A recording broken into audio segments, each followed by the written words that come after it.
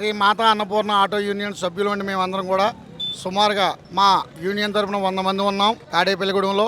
అలాగే తాడేపల్లిగూడెంలో 24 స్టాండ్లు ఉన్నాయండి. 24 స్టాండ్లకు సుమారుగా ఒక 3000 చిల్లర ఆటోలు ఉన్నాయండి.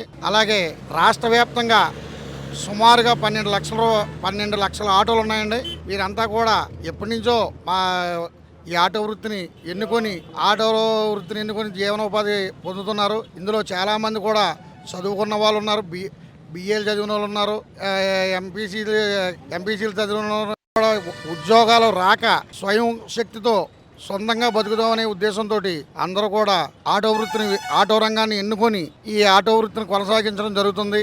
చక్కగా భార్యాపిల్లలను ఎవరి మీద ఆధారపడకుండా ఏమీ ఆశించకుండా ఓన్లీ ప్రజాసేవే బాధ్యతగా చేస్తూ దాని మీద వచ్చిన డబ్బులతోటి కుటుంబాన్ని పిల్లలు చదివించుకుంటూ భార్య బిడ్డలని పెంచుకుంటూ ఎంతో హుందాగా జీవనం కొనసాగిస్తున్నారు. అలాంటిది ఈరోజు ఈ స్త్రీ శక్తి పథకం ద్వారాగా ఈ 12 లక్షల మంది కూడా ఆటో ఓనర్స్ వర్కర్స్ వీళ్ళందరూ కూడా నష్టపోయే పరిస్థితి ఏర్పడింది. కాబట్టి అలాగే ఆటో వచ్చేసరికి నెలకొచ్చేసరికి 10,000 కిస్తీ కట్టవలసి వస్తుంది, ఇంటద్దె కట్టవలసి వస్తుంది.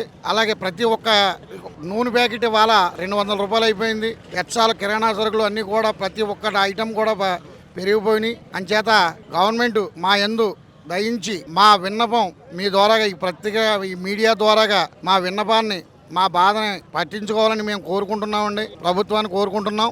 ఎందుకంటే ఆటో రిపేరు స్పేర్ పార్ట్లు కూడా చాలా బాగా పెరిగిపోయినాయి. ఆయిల్ లీటర్ 100 రూపాయలు అయిపోయింది. ఇవన్నీ కూడా బాగా దృష్టిలో పెట్టుకొని సాయంకాలం అయ్యేసరికి 400-500 మాత్రమే తోలుతున్నాం మేము. ఇవాళ ఆటో జీవనం అంటే చాలా హీనంగా ఉంది మాకు. ఏం చేతనంటే చేతి నిండా డబ్బులు రావు. చేతి నిండా డబ్బులు వస్తే హ్యాపీగా ఉంటుంది. ఇంతవరకు వచ్చేయండి ఒక 5-6 సంవత్సరాల క్రితం చక్కగా అందరికీ కూడా వ్యాపారం ఫుల్గా ఉండేది. ఇప్పుడు ఎవరికీ వ్యాపారం లేదు.